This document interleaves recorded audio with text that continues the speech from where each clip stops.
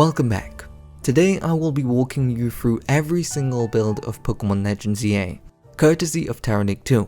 Game Freak conveniently documented every month of Legends EA dev, almost like a monthly magazine issue. There's roughly 60 to 70 videos and around 250 plus images from across development, so I've gone ahead and compiled it for you, and I'll be guiding you through this timeline. I want to clarify that while I did enjoy Legends EA, it is my intention to remain unbiased in this video. I will tackle issues, and that doesn't mean I will be negative, but rather I will tackle certain topics with genuine constructive criticism, coming from a fan. Anyways, with that being said, sit back and enjoy this very special look at the complete development timeline for Legends EA.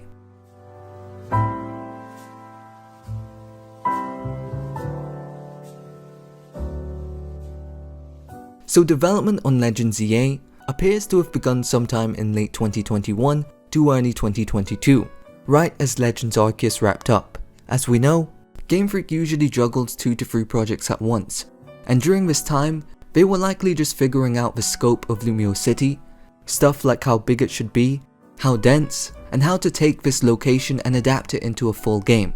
Fast forward a few months, and we get our first in-engine look dated May 13, 2022.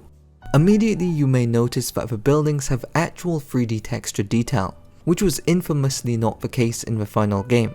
Gameplay wise, at a glance this almost looks like a stealth mission. It's actually just a viewing prompt for an NPC, and while there's nothing like this in the final game, it instantly reminded me of Tailing from the Judgment games.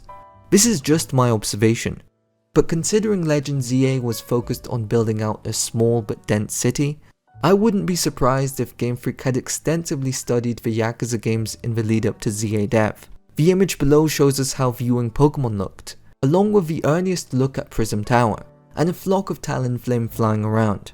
Notably, the UI has a very futuristic style to it.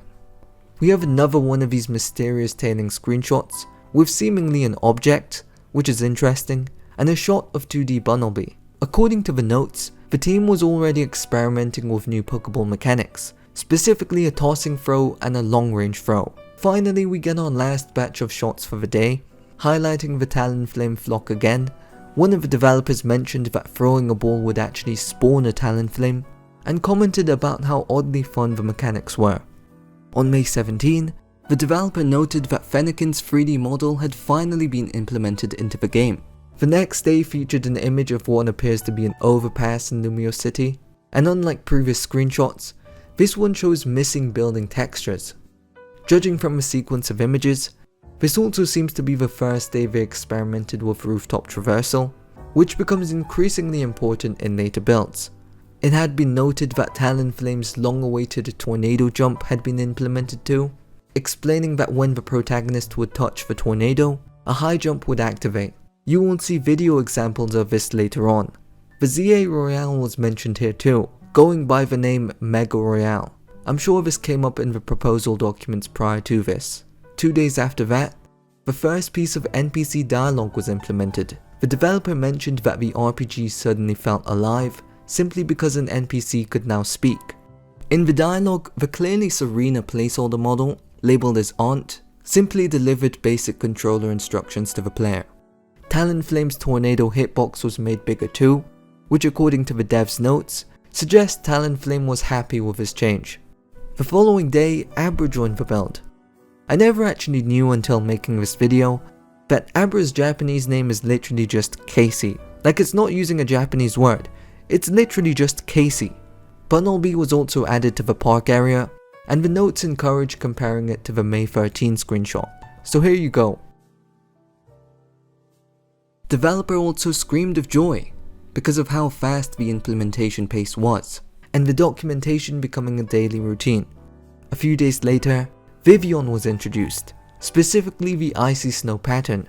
The Legends EA method of obtaining Vivian forms hadn't been finalized yet. I'm not exactly sure how you get them in the final game. Fletchling also received its full 3D body, and the dev remarks how happily they chirped, again treating the Pokemon as if they were living creatures in the workspace.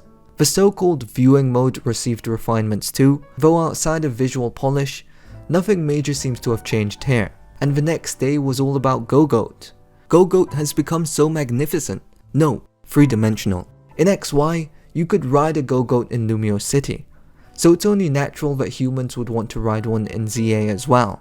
Unfortunately, this turned out to be one of the biggest 48s we've ever seen in Pokemon development history. Because as you may already know, you couldn't ride any Pokemon. It's honestly tragic. Because even internally they were aware that players would be anticipating its return. Clearly the animations hadn't been rigged yet, but we'll see more of this later. There's also another instance of Game Freak commenting in character, joking that people were too busy admiring Skiddo's cuteness to notice changes in lighting. Mind the slight mistranslation, but it appears they started adding Pokemon to rooftops here, and then it seemed like a new concept. The developer noted that just seeing Alakazam on a rooftop somehow felt like a side quest. You were also able to send out Casey from your party. The developer was looking forward to the abilities Casey would be able to use. The following day, the dev commented on the city's sunlight. The grass was described as having grown lush, again staying in character. I wonder if this style of documentation has been done for the other 3D Pokemon games. More hint NPCs had also been added to the game, as well as the first enterable interior. According to the developer, talks had gone on about how it'd be great if there were lots of interiors to discover in the game. Unfortunately, interiors were basically non-existent outside the main story, so it's sad to see that this was the original plan. With the game set entirely within a city, it just feels like a huge missed opportunity to get as ambitious as possible. At the end of the day, I get why they scaled back. You're gonna spend most of the time catching Pokemon outside anyway, so I get it, but it's still a shame they had to hold back. Here's a solid look at the buildings at the time. It's around now that we are introduced to one of the game's gimmicks. By throwing your Pokemon towards a distant spot, you could manually aim and press A to activate its special ability, after which you'd instantly teleport to your Pokemon's side. This is clearly the prototype that eventually became the Rotom Glide. The notes imply that this teleportation could have been used almost anywhere, including in online multiplayer. Then on May 26, Strath movement was added. A new ball impact display was implemented too, noted that in this game, the point of impact would be much more important than in Legends Arceus. Ironically, I found that the ball throwing in the final game is actually snappier and simpler than in Arceus, meaning this idea was scaled back. Magikarp was added too. Oh, and a shiny Magikarp. Yup, that was the first shiny to be added to the game. History. Gyarados followed, accompanied by a strange drawbridge model pointing directly into the water for unknown reasons.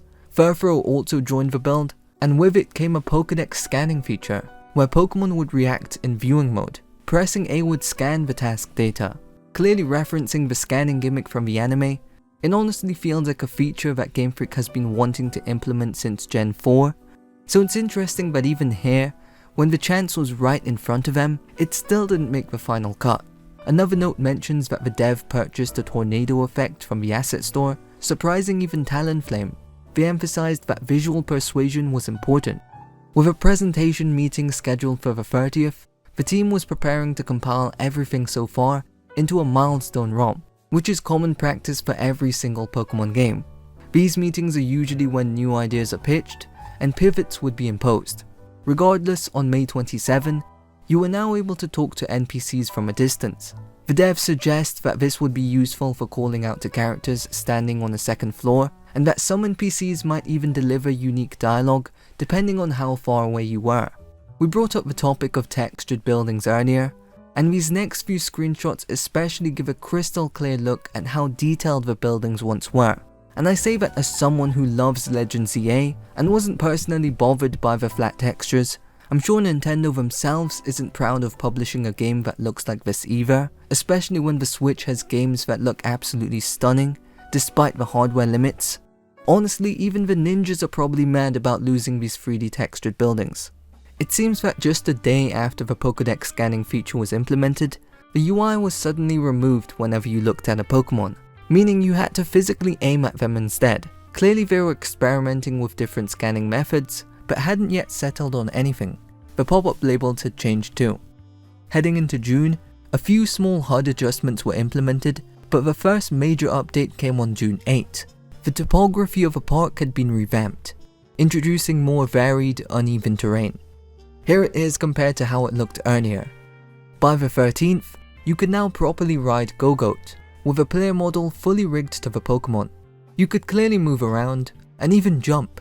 It was noted that this would function as a special ability, similar to the Tornado Jump. Go-Goat could even stand on the edge of cliffs, possibly hinting that ride Pokemon were supposed to help you scale these uneven terrain. I really like this image here. Later on, this uneven terrain would be referred to as a mysterious mountain. You could also now talk to NPCs while riding a Pokemon, and the Y button was now mapped to dashing. On a practical level, this seemed like a complete feature, so it's surprising to see that it was removed. Though clearly the feature was still a little broken. This NPC appears to be the one who gave you Go-Goat in this build. Here's a nice shot of Vivian that made the dev reminiscent of their childhood. There's also an interesting back-end detail here. Since the Switch doesn't use the same regional locking system as the 3DS, regional patterns couldn't be determined the same way as they did in X and Y. This news allegedly came as a shock even to Vivian. Shortly after, a bugged out version of Pyroar was added. Then we get a small narrative sequence. The dev notes that the player had gotten familiar with the people on the street, and suddenly, an identical trainer popped out. Before you knew it, the trainer ran away. This was their way of showing that online play was now being tested. At this point, you'd only be able to jump on each other's tornadoes. Color indicators were being considered too. By the 23rd, Pyroar's model had finally been fixed. The next bit appears to be an unused mechanic involving Fennekin. It had this grey disc around it, and walking into that zone would turn it green. Then aiming would trigger a special viewing mode, where Fennekin followed right beside you, and that's how you would activate its ability.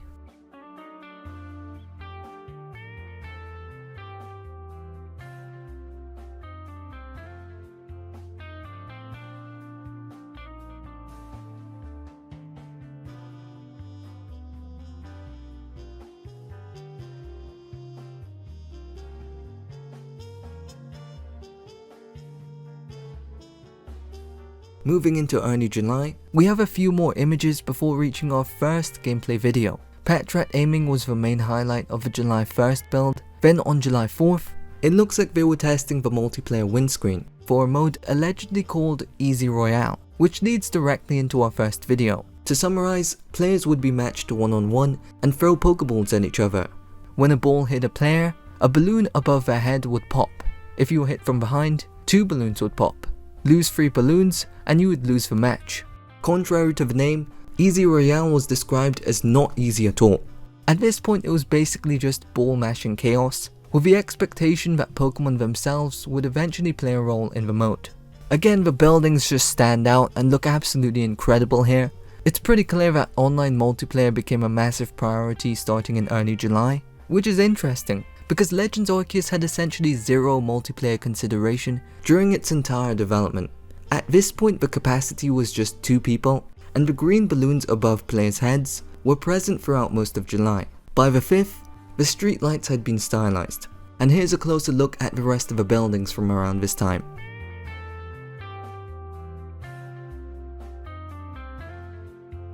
This image is pretty insane too. Go-Goat looking over this massive barren landscape that somewhat resembles ruins. Clearly this part of a city hadn't been designed or textured yet, and none of the final game's wild areas look anything like this. But I think it's worth highlighting just how different Lumio City was early on. Like, we're seeing huge layout differences compared to the final game.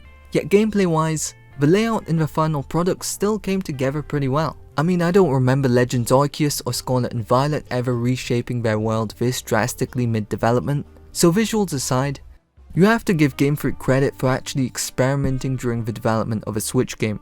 They used to change so much on the fly back in the day, especially if something wasn't working, so it's kind of nice to at least see some of that mindset return in the modern day. Oh, and Pangoro was added around this time. Our second video comes from July 14. It's actually more monumental than you may think, because this is our clearest look at what a wild zone looked like at this stage. The area seems to resemble a mini park on a raised platform. At least to me, it kind of feels like the hologram gates were a substitute for these platforms. The climb up is fairly steep, and besides the mountain at the top, it obviously lacks a lot of the design from the final wild zones. It's also clear that we are pretty much rooftop level here. further supporting that initial platform philosophy. I honestly can't decide whether this or the hollow gates were the better direction.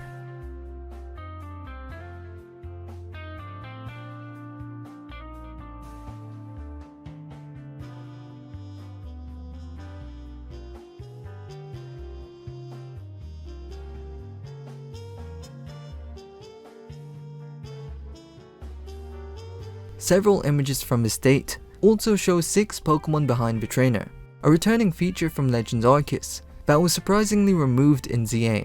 In the final game, the only way to really see your entire team is by using the benches, and even that isn't really a great option. July 15 is a bit strange. Starts off in viewing mode with a crystal clear view of Gogoat's backside. I can't tell if it's being controlled or has a mind of its own. But then it sort of becomes clear that Gogoat does have a mind of its own. At first I didn't get it, but then later in the video seems to indicate that it's just a wild Gogoat roaming around the city. July 19 was pretty legendary too, because we finally get to see Gogoat riding in video form, and it looks amazing. The animations are shockingly polished by this point as well, and finally we get to see Talonflame's tornado ability in action. It appears you trigger the ability to scale buildings and tall heights. Really smart idea. In the final game, the only way to scale buildings was to climb ladders. It suggests they originally planned for much more vertical exploration across buildings, especially of varying sizes. On the right side of the footage, we also get a better look at the uneven terrain from earlier, showing how tall these formations could get, though the graphics kind of remind me of Scarlet and Violet.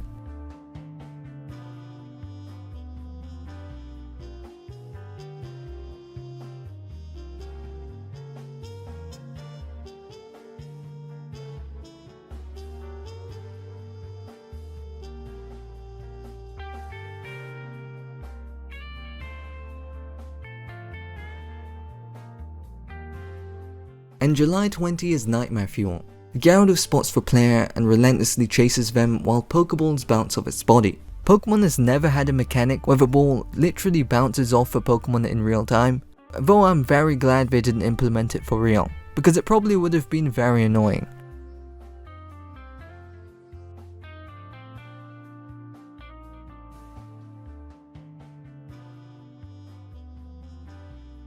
A few additional HUD tweaks were made on the 21st, and the background visuals here look genuinely impressive. The very next day we get another video. This one seems to demonstrate the early multiplayer sneaking mechanic. I think it's finally clicked. Maybe one of the concepts for this minigame was that it would have some sort of hide and seek element, and you'd have to throw Pokeballs at your targets in order to catch them. That actually sounds pretty fun, especially if the areas were restricted to smaller zones like the same size as the battle zones. Then on July 28, we get our first look at the in-battle system, as written right here. It is really bare at this point, with absolutely no UI at all. July 29 introduces what seems to be yet another wild area, but this one is positioned below ground level instead of above it. A new Vivian pattern is shown as well. There's also a task menu on the side. Heading into August, sprinting was finally mapped to pushing down the left stick. Crouching was added around this time too. I don't quite remember any alleys like this in the final game. I assume this is what the alleyway looked like, just a small open space. Also, it seems you could crouch while sneaking. I wonder if sneaking just evolved into crouch sneaking altogether. Texture quality appears to have improved as well. It might just be a better quality screenshot, but the buildings definitely look a lot better here. I assume this is in front of a station. The dev noted some philosophy, but a great thing about crouching was how it automatically created a sense of connection with a Pokemon. And here's a really good look at a mountain-like area. It seems to be located in a different place than where we previously saw. Wide Pikachu is now implemented into the game too. This is not edited, it's just how the screenshot came. Here we can see Wide Pikachu using Electro Web. On the 5th, we see a strange running animation, possibly a test for strafe movement, though there's no UI indicating aiming mode. What's really interesting though, as you'll see in a second, all your Pokemon follow you around. The player has about 4 Pokemon around them, and it appears they all follow you at once. Very interesting.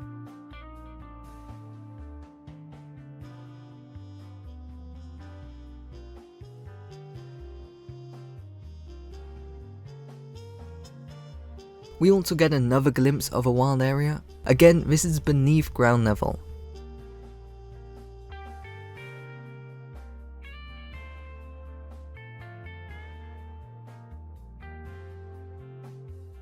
On August 8, the developer added English names of the developers above the players' heads, noting that seeing these in English instantly gave the game an MMO-like feel. I would imagine if Pokemon ever made an official MMO, we would possibly see nameplates above heads like this.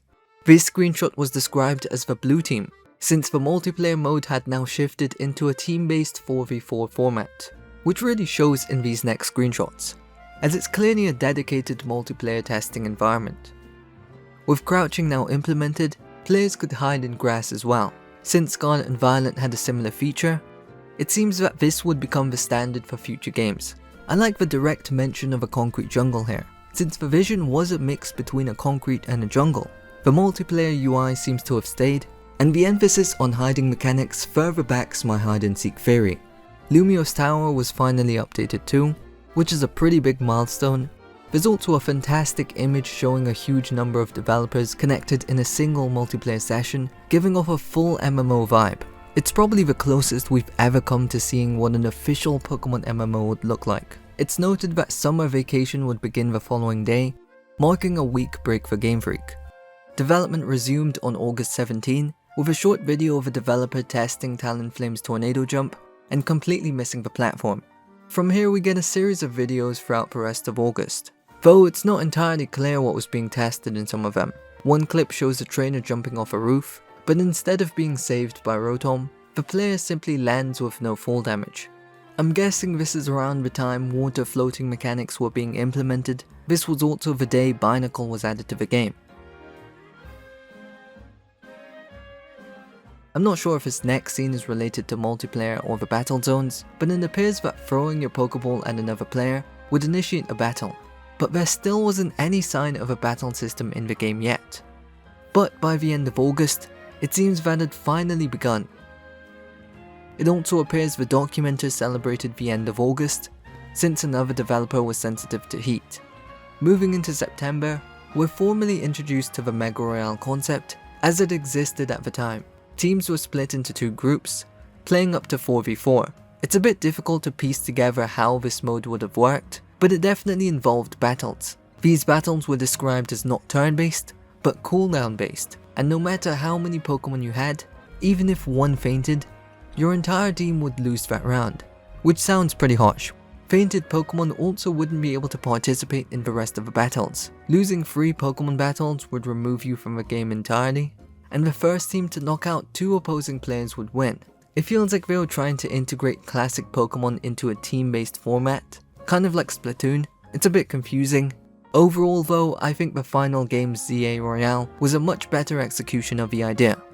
September 6 then brought the fully textured Lumio station into the game, which I believe is the first fully completed model for Legends ZA.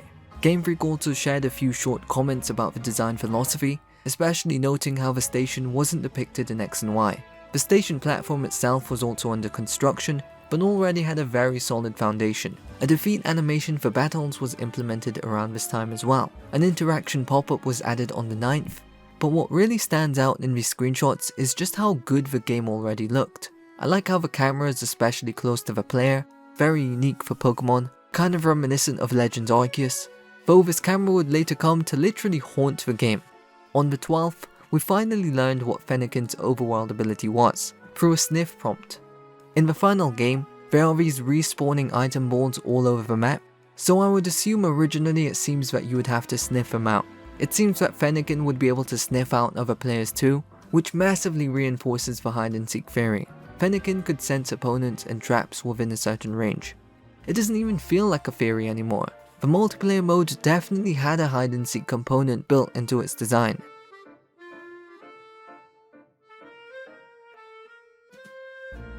On September 16, we got our first fully modeled interior, the Hotel Z lobby, and the lighting looks absolutely stunning.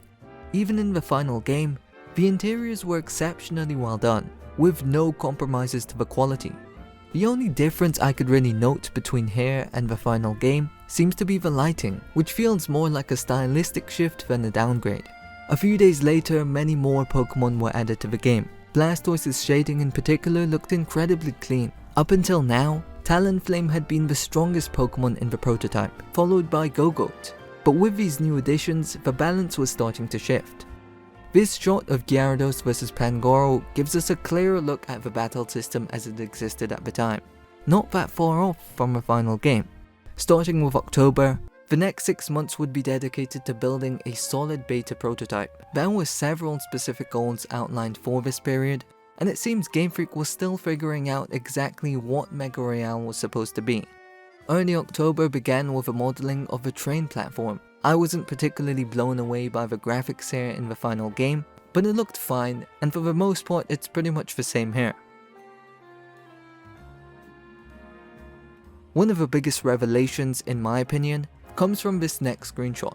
It clearly shows that Lumiose City's exterior was originally meant to be modeled. In the final game, there's absolutely no detail outside the city's boundaries, but there's so much more going on here.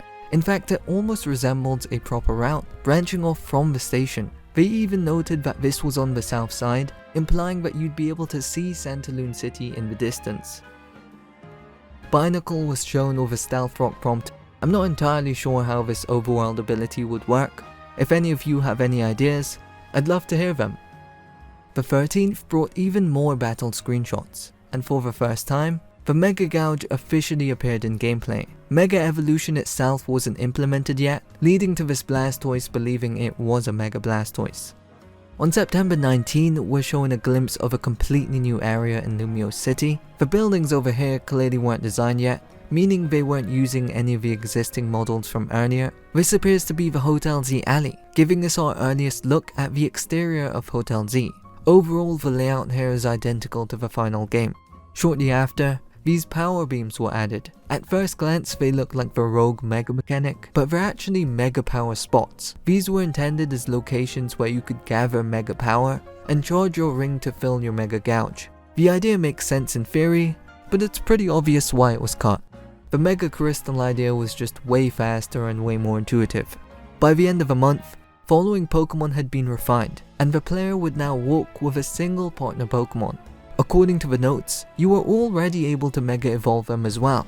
The remaining notes for the month included design philosophies for several early Mega Evolution, revealing that even at this stage, the rules for Mega Royale still hadn't been fully finalized.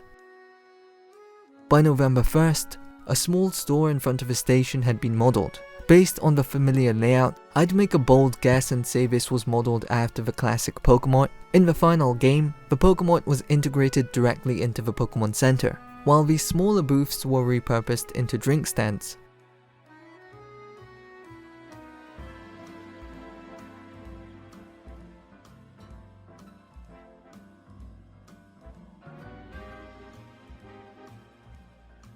November 2nd then brought along this incredible screenshot of a refined battle UI. Very fresh. If a final game was turn-based, I would hope the aesthetic would look a lot like this. What's interesting is that the drop-down suggests that you could select moves directly from the screen rather than pressing a button, yet the moves themselves still had a cooldown. There's absolutely no sign of real-time movement either, meaning the system was still very much a twist on classic turn-based combat. Also, Mega Blastoise was finally implemented, likely the first Mega Evolution model added to the game. By the 9th, several updates had been made to Mega Royale. In this screenshot, a trainer is shown sneaking up on an opponent. This is also our first video demonstration of this new turn-based system. And the Mega Power spots in action. The animations had been polished as well. Considering how unplanned Mega Royale originally was, it's crazy to think that these early concepts eventually evolved into the battle zone we know today.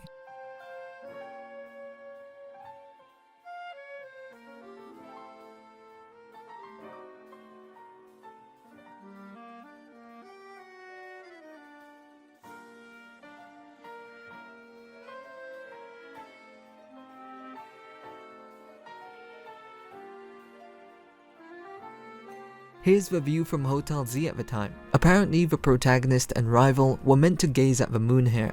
A couple similar scenes like this played out in the final game. It also seems the surrounding area was originally planned to be a bit bigger,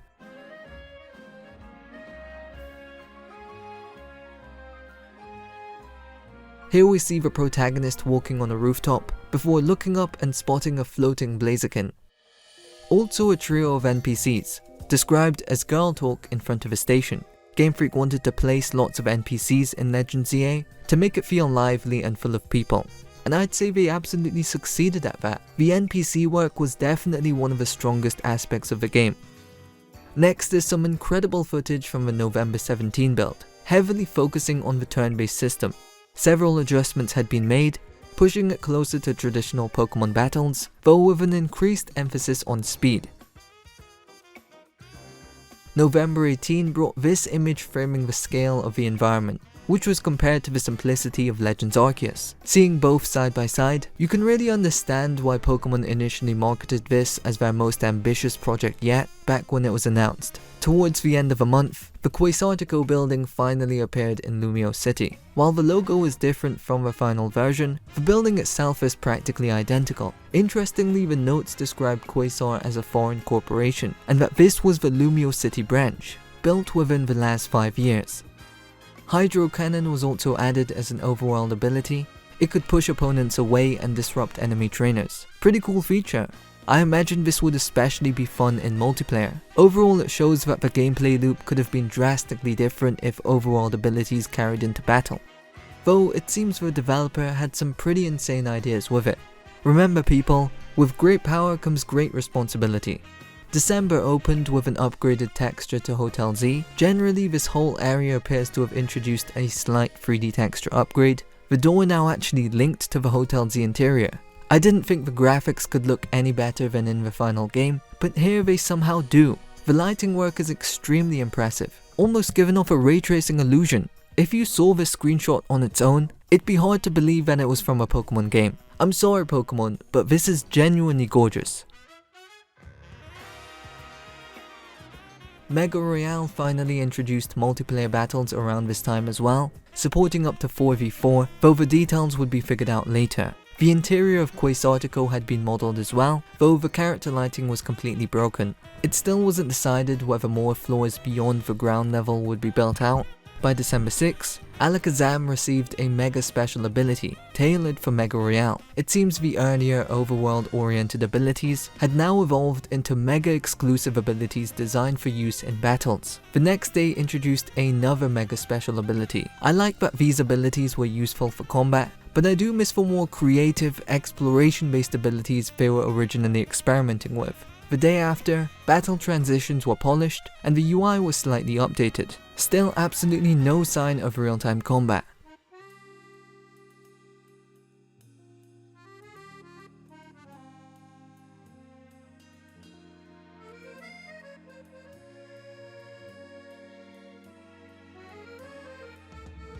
On the 12th, Blaziken's model was finally fixed, and it received a Rock Wall Mega ability.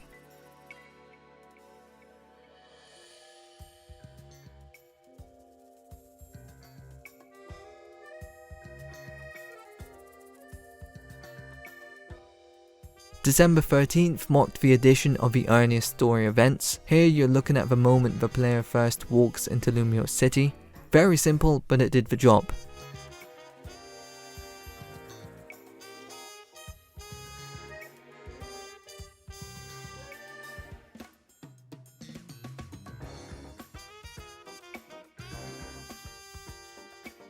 A day later, the developer took their Gogoat-chan on a walk, and it started behaving like this. Yes, this was just a bug, but I do like how the wild Vivillon follow you around.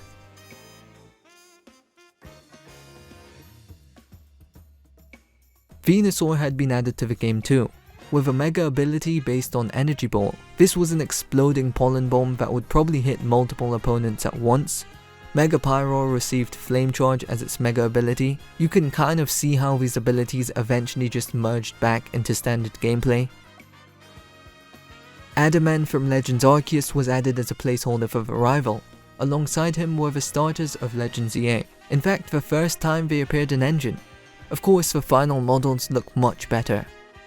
By December 20th, Most of the introduction sequence had been implemented. It featured a small montage around Lumio City before the player was dropped onto the train tracks. Don't worry, this was just a temporary stand-in for the train scene, before teleporting to the platform. One immersion detail I really liked: you could actually see Lumio City from a platform. In the final game, the reveal is a flashy effect, which looks cool, but it removes that subtle early peak of a city. Immediately afterwards, the player would get jump scared by a full 3D Hilda model, likely used as a placeholder for Jet. Yes, this is the same Hilda model from the X and Y development era. Even in development they were bringing back nostalgia. Afterwards you'd have some strange interactions with some Pokemon, before chasing a Froakie towards Vert Plaza, where the starter cutscene sequence began. Approaching Hotel Z, you'd run into another rival, represented by Shauna's X and Y model. This is where you'd be introduced to Zygarde and the general story setup, and where the first battle occurred. Tiano's model was also found inside Hotel Z, being used as a placeholder for none other than AZ, a very surprising choice. Also, Wide Pikachu still existed. By December 21st, work on the map model had begun, which meant they began mapping out the rest of the city. The starting area in particular looked the best it had so far. Most of the NPCs on the streets were replaced with blue team variants of a player character, and the developers compared the trees in this area to something from Super Mario 64. On the 27th, a proper menu UI was added. While it was clean, the final game's version is just far easier to read. It would undergo some tweaks later on, but at this point it was just hard to read. The notes seem to suggest that the original plan included a sequence where the player would start in their actual home, and commute into Lumio City by train at the start of the game. And that was it for 2022 development for Legends EA.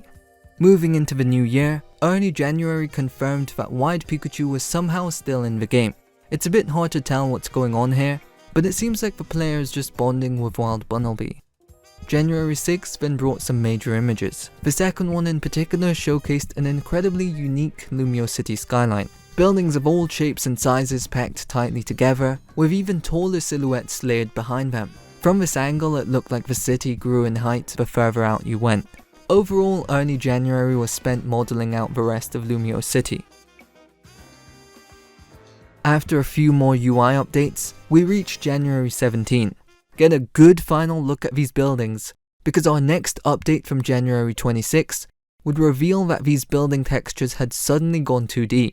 It may or may not be a coincidence that this was the first month where we didn't get a written monthly issue, only these visual changes through screenshots. It's not even a hot take, this is one of, if not the saddest day in the entire development timeline.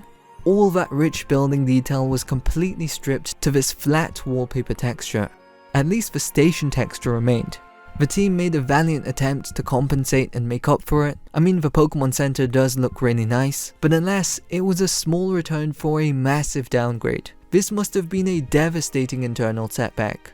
Even early February notes suggest the developers themselves were unhappy with the January changes, and judging by the rest of the timeline, there were no intentions to reintroduce the fully modeled buildings. Regardless, the rest of Lumio City was now mostly textured. February 6 showed a strong visual foundation overall, including a clip of a wild Venusaur attacking the player. Interestingly, the mechanic where you could knock out a Pokemon first and then catch it was already present, something that did end up making it into the final game.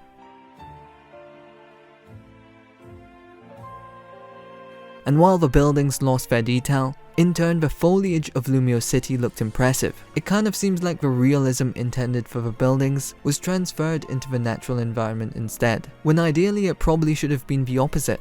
I personally would have preferred cartoonish wildlife, similar to Legends Arceus, and realistic architecture, though at the end of the day, wild textures in ZA are still the best they've ever looked in Pokemon, by a realistic standard at least. Then February 8's Mega Royale footage introduced an entirely new direction for the mode. It seems abilities were now scrapped, and Mega Royale shifted towards a 4v4 Splatoon style FPS format. Really strange stuff. I can kind of see the appeal, but it probably would have worked better if you directly controlled the Pokemon rather than your trainer sprinting alongside it. It's not a terrible concept, but it's a huge step away from everything they were building towards. And I like that the final ZA Royale pulled it back and made it simpler again. As noted, the game was becoming much more action oriented, the HUD changed again, and the turn-based combat officially evolved into action combat with face button controls. It really feels like some major internal meetings happened in January that led to these massive changes, like the design overhaul of a city, the purpose of abilities, and the complete shift in genre. The developer even noted, if they didn't keep a record like this, some parts would possibly look completely different by next week, which is insane. February 13 added a stamina meter, using pretty much the exact same asset from Zelda as a placeholder. By the 14th, the game had essentially become a full-on FPS. It's really unfortunate watching the original ideas tear apart and the project spiral into this, but it definitely makes me appreciate the final product all the more. Like, it's a cool idea, but this just does not look that great. Maybe with some polish and some aim assist, it could work, but it is incredibly rough here. I'm just so glad Game Freak got away from this eventually. Imagine how awful the developers felt at the time, knowing their initial ambitious plans, and watching the whole project crumble and morph into this within weeks. It's genuinely sad. That being said, they did their best to deal with the situation, and tried to make the most of their environment. While the backdrop wasn't great, you could still feel the passion come through in the smaller details, like the market stalls. By February 16, Lucario's walking and running animations were finally added to the game. Keep in mind, they still had to animate hundreds of Pokemon, as well as figure out their newly revised gameplay quirks.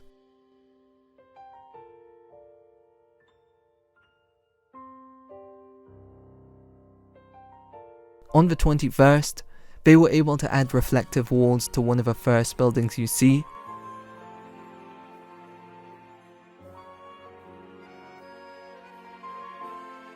a new mechanic that lets you switch between FPS abilities using the Y button was also added, as demonstrated right here.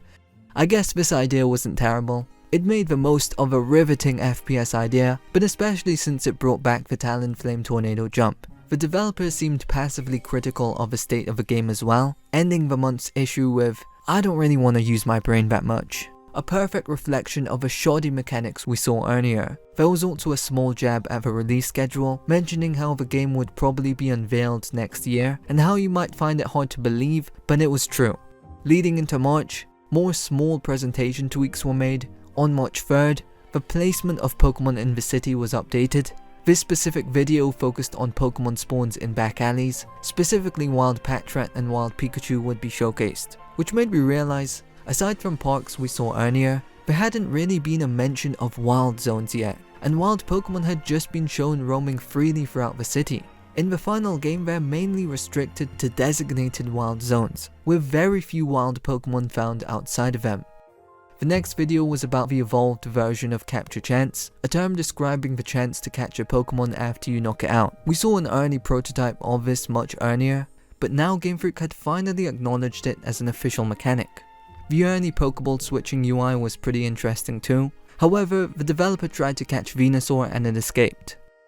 Thankfully, March 8 marked the first step back in the right direction. At first glance, it looked identical to previous builds, but this was when Game Freak began slowly pulling away from the FPS style mechanics, disengaging the player and the Pokemon's movement, so they no longer stuck together. Strafe movement was no longer forced either. We were so back.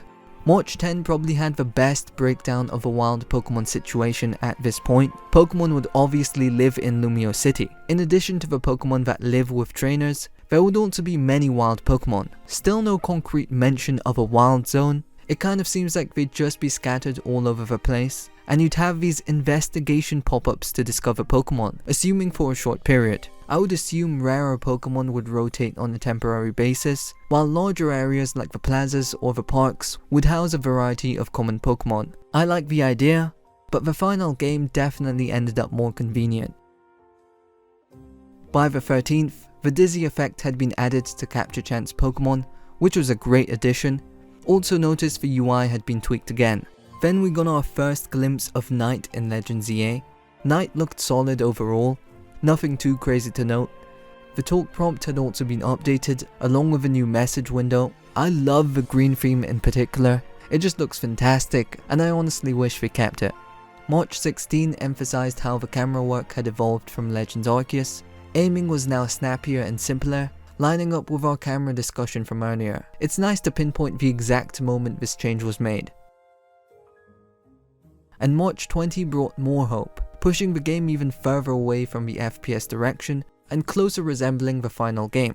However, it seemed that Patra now had a singing ability, this being described as an investigation task. This could be a very early prototype of Emma's quests, though at this point it seems that each Pokemon would just have a task after being registered in the Pokédex. This footage also gave another example of a random wild area integrated directly into the city, not so much a dedicated zone. Now seeing it like this kind of convinces me on this iteration of wild zones. I like how the Pokemon aren't blocking the path or overpopulating the area. They fit the environment and are placed in the right spots. The Pokédex mechanics were now properly implemented too.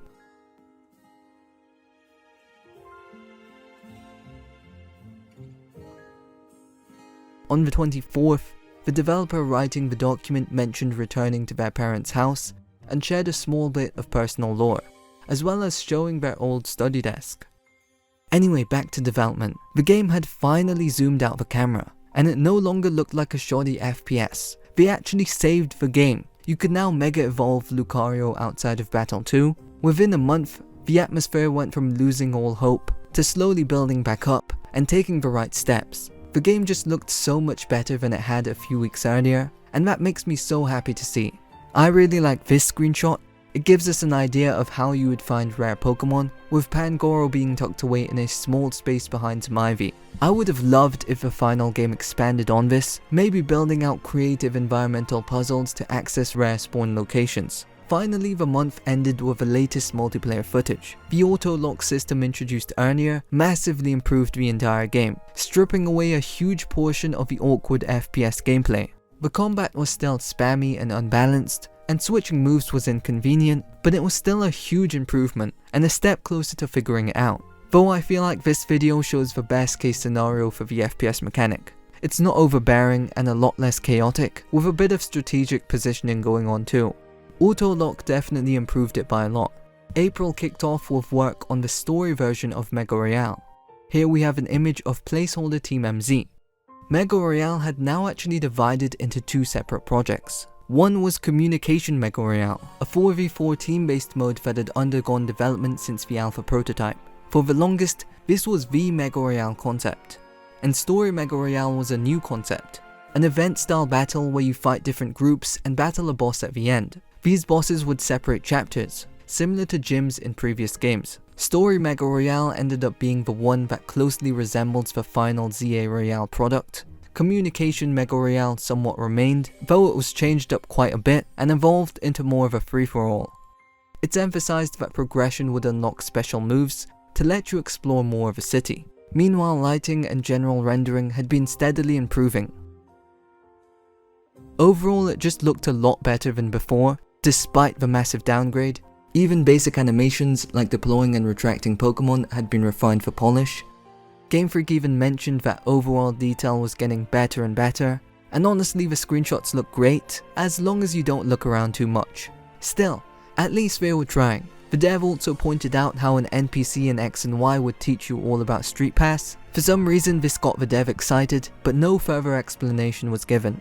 Early beta testing was well underway by the 14th, but as stated, during the starter selection segment, you would unfortunately end up with Chikorita either way. This is a pretty nice shot. We can see that Lumiose had a solid foundation by now.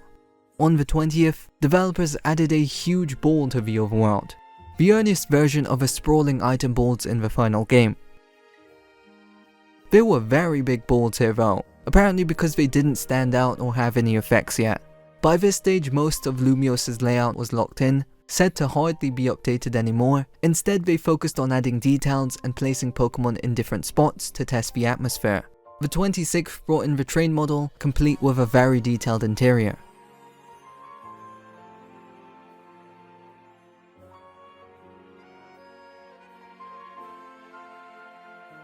And as of the 27th, still no dedicated wild zones, though Bellsprout could be spotted hiding in a small patch of grass, continuing that earlier concept where wild Pokemon would just roam the city. The month ended with a demo called Bustle in front of a station. where they tested the ideal density of NPCs and Pokémon. It looks pretty lively.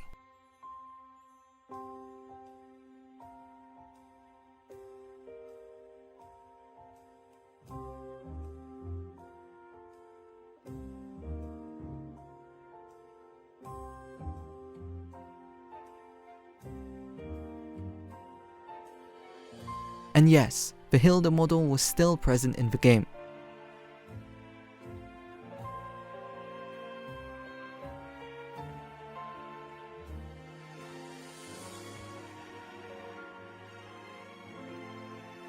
By May, the battle system had properly evolved into a real-time action format. Moves were now mapped to A, B, X, Y, and each one triggered a cooldown meter. This is basically identical to the combat in the final release. Despite this, the game still had an FPS-like icon visible, and movement continued to have a slight shooter feel outside of battle, though it's not a big deal. May 31st then brought back the overworld abilities, like this Alakazam teleporting you to inaccessible areas. Sadly, this never made it into the finished game. After a long time, we finally got to see rooftop gameplay again, which showed the new iterations of rooftop traversal that would sort of make it into the final game.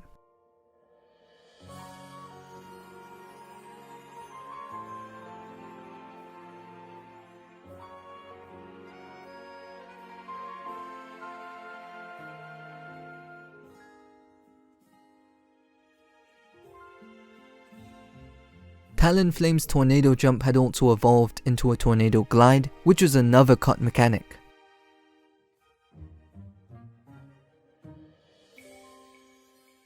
Then, nothing. Over the next few months, record keeping would halt, no magazine issues for June or July, and documentation would resume in August. A new writer had taken over as well, joking that the quality of a magazine would now decline. Anyways, besides the difficulties, the gameplay and graphics were said to have improved quite a bit. Irida was apparently fired in favor of Big Boots, which was clearly the ZA protagonist model. Wide Pikachu was gone too. Interiors now looked pretty much identical to the final game. Again, they spared no compromises here, definitely the best looking parts of the game. The rest of Lumio City itself looked extremely close to the finished product. Textures and all, outside of obvious missing events and NPCs, I couldn't note any changes to these locations in the final game.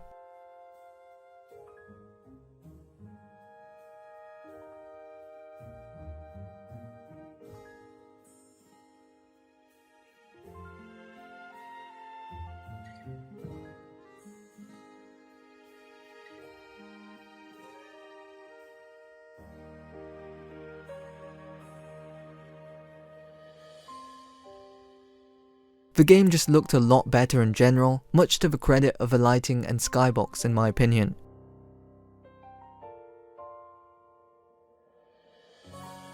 The 7th was literally dedicated to fixing lighting, and honestly it showed. The game looks pretty good to me here. The Nemona NPC was apparently a free Master Ball shop, even though Master Balls weren't being considered to be included in the final game. Meanwhile, the actual Pokemon had been absorbed into the Pokemon Center. On the 22nd, the first batch of production-ready Pokemon shaders had been provided. These were likely designed by Creatures Inc., and they would give a polish you would expect from a final game product. We've never really had insight into this part of development, so that's pretty cool. As seen for the rest of the month, not all Pokemon had received their production-ready shaders yet.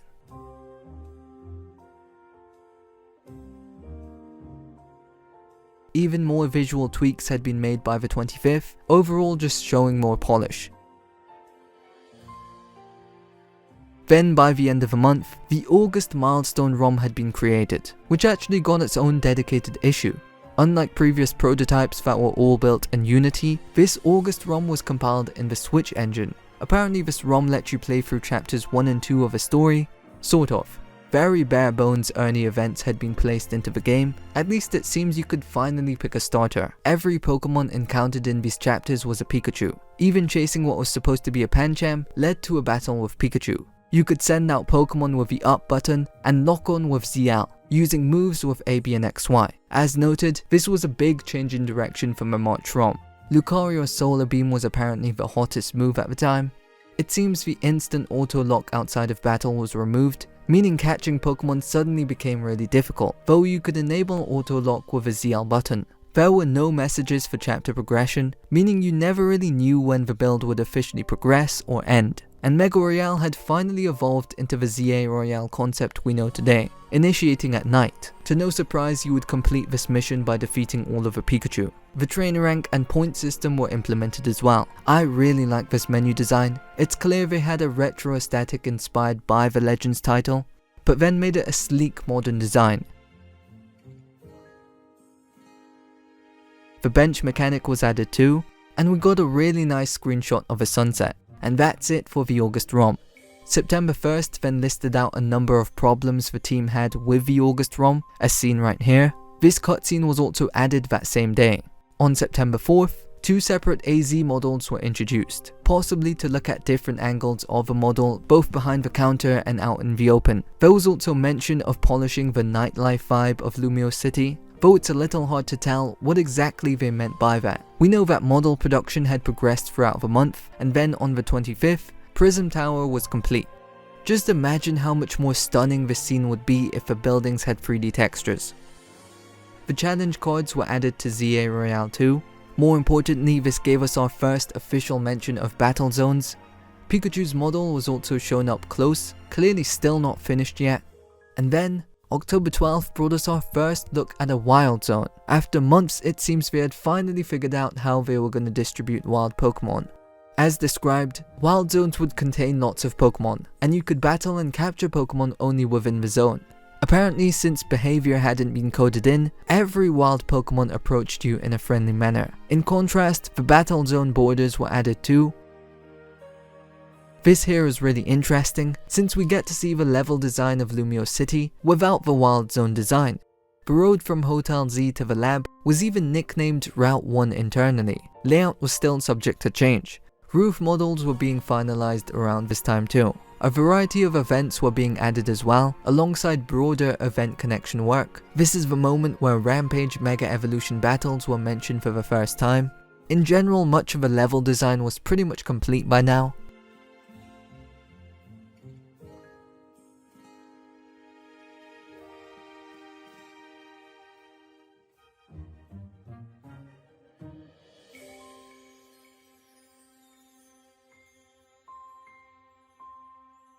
Here is morning, noon, evening and night.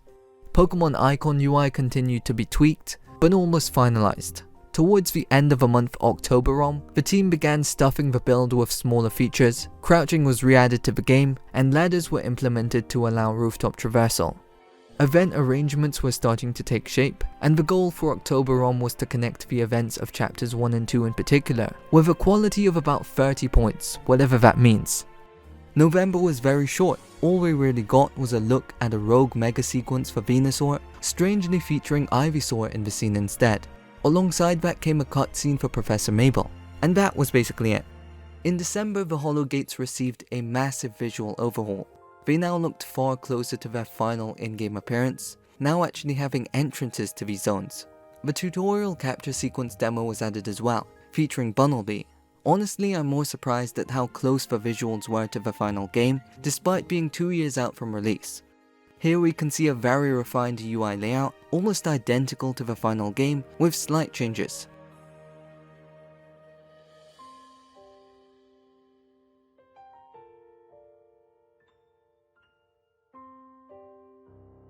However, the main menu still kept its retro aesthetic. By the looks of things, a lot more Pokemon had received their production ready shaders as well. And right at the end of the month, the Rust Syndicate building was modelled, though still missing a lot of a final detail. The December ROM was apparently packed with new features, now that the game was actually becoming an RPG. From here, the goal was to continue refining the specifications, improving the quality, and making adjustments, followed up with a very interesting quote. "I think we've reached a phase where the more we do, the better the quality will be." Based on how similar the game already looked to the final version, visually it's not exactly a promising statement. January's issue contained just one image, and one of the strangest comments in the timeline. The next 6 months will be the climax for Kaku. So let me get it straight. In January of 2024, Game Freak planned to finish Legends EA development by June, and the final game would end up releasing in Q4 of the next year. This could be linked to the internal delay, but we'll get more into this later. After recording this, a user named SomeoneIDK approached me with new information. Apparently the game was internally delayed on January 29 in order to focus on quality. The game's specifications were also being reconsidered, and it was noted that development would likely require additional debugging time. Later that same day, Game Freak reportedly received a message from Nintendo stating that Super would release in March 2025. Anyways, the lone image for January showed Bagon standing in front of Quasartico, included simply because 2024 was the year of a dragon. By February, most of the game's major events and cutscenes were in place, alongside the construction scaffolding that appeared throughout the city. Once again, the surprising part is how nearly final the game already looked, so far off from release. If you've seen my videos, you'll know that this is extremely unusual for Game Freak. Even if they don't diverge much from a core plan, it's unlike them to have such a solid foundation this early on. Here's a walking demo, intended to show NPC spawn behavior. Besides the comment about the bugs needing to be fixed, the main focus here was the surprisingly long NPC render distance.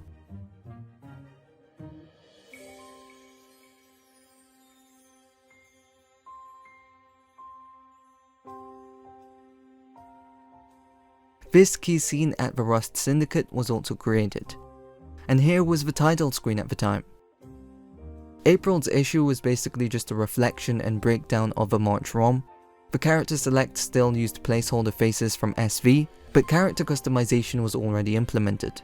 The menu screen finally received its revamped modern look, basically the same one seen in the final game. Interestingly, it kinda feels like the save menu still carried remnants of the earlier retro aesthetic. We also got our first clear look at the protagonist's in-game model. According to the comments, the protagonist came to Lumio City on an overseas trip. The UI was now identical to the final version. It was mentioned that subquests would be added after the main story content was complete, though it's unclear whether this meant before or after the planned June deadline. On April 8th, the message board graphics were added, definitely some of the nicest visual touches in the game. Then the bonus card graphics were added just 2 days later, functioning exactly as they do in the final game. Here is Wild Zone 6, and for reference here is the final game.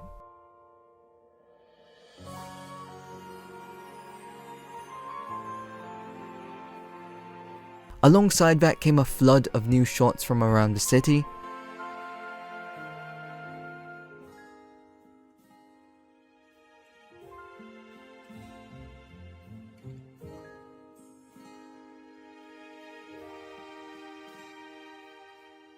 Seeing all of this reminded me of just how many interiors were actually in the game.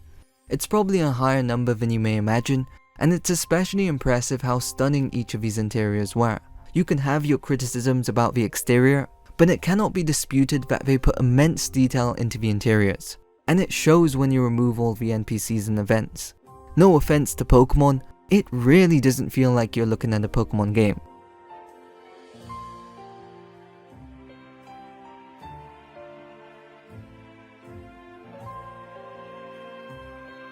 By the end of the month, the introduction scene had been finalized.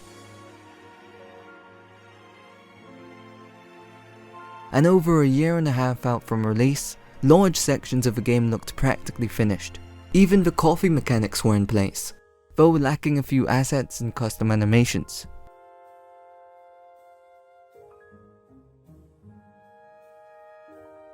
Photo mode was complete too.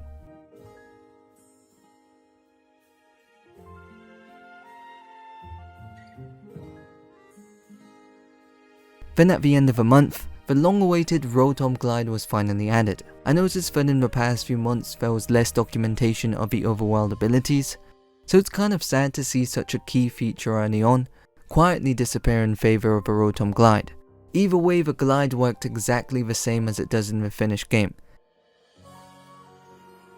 June opened with a headline titled Stories from our Past, reflecting on mysteries from X and Y and teasing that some of these secrets might be explored in Legends EA.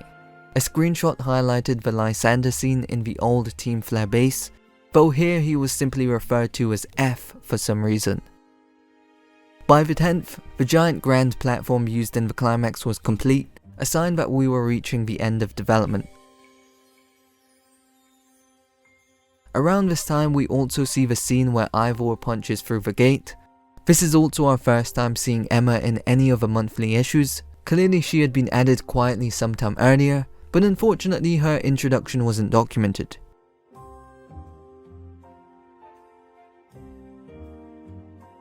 And the ZA Royale app photo was implemented on the 26th.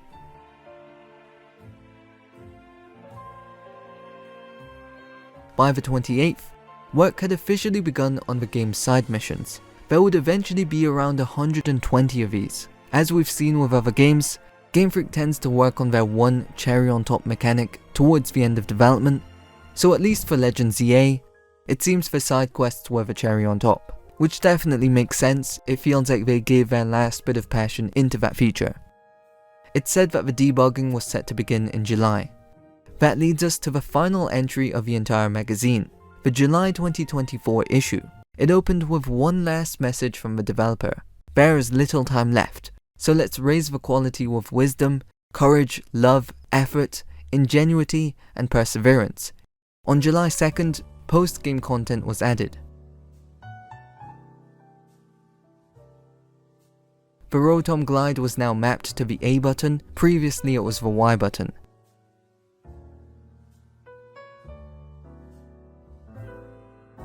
Apparently this NPC was deliberately positioned to be the first character most people would talk to.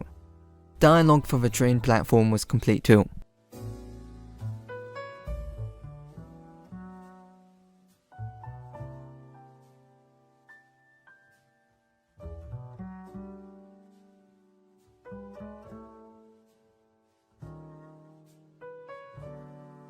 By the end of the month, 15 cafes had finalized with complete mechanics.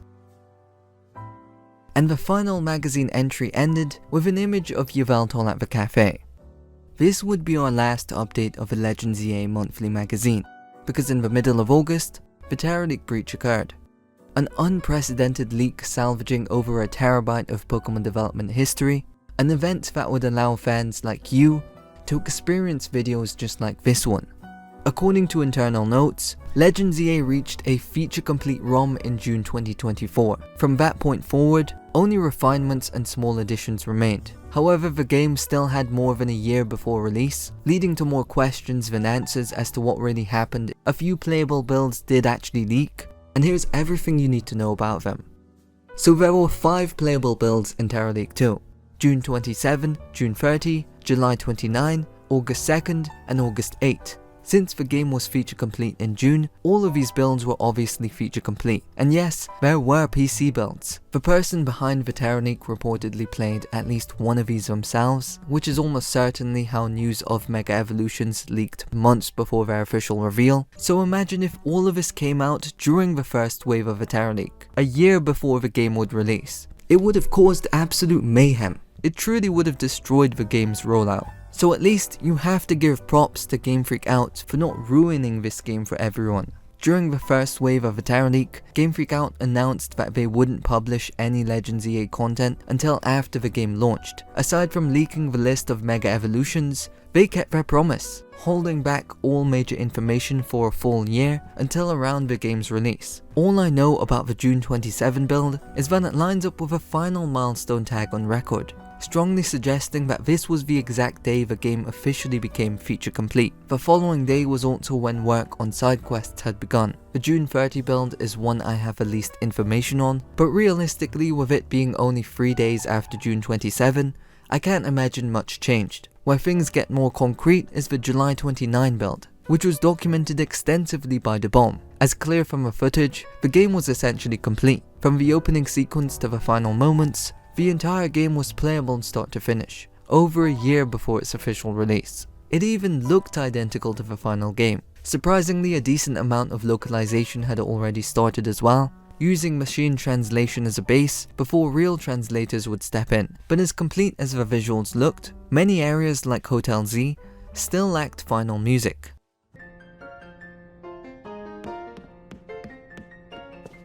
I'll link these videos in the comments if you want to see them in great length for yourself. The August 2nd build is also sparsely documented. Again, being only a few days after July 29, it's unlikely anything major changed. And finally we get to the August 8 build, the final known build, and the last piece of Legends EA content before the Teraleak breach. This build was experienced by MD Travis, and I'll be adapting his observations here. So yes, this was a PC build, and here's the title screen. Surprisingly, the debug menu actually included a 60 FPS option. 1080p was the max resolution for the game. Despite the game being technically complete, there was still quite a few rough edges and placeholders. Some of you might recognize this placeholder sound effect. In general, the game was full of bugs at this point. MD Travis mentioned that the fletchling he caught got stuck behind the wild zone gate. And in the first battle with Tawny, both she and her Pokemon fell through the map, forcing you to use debug shenanigans to keep the game progressing. Besides the direct translation, some text was straight up just unlocalized too. Here is a scene with Freecam early on in the game. We never really got a close up of Lumio's tower, so this is pretty interesting.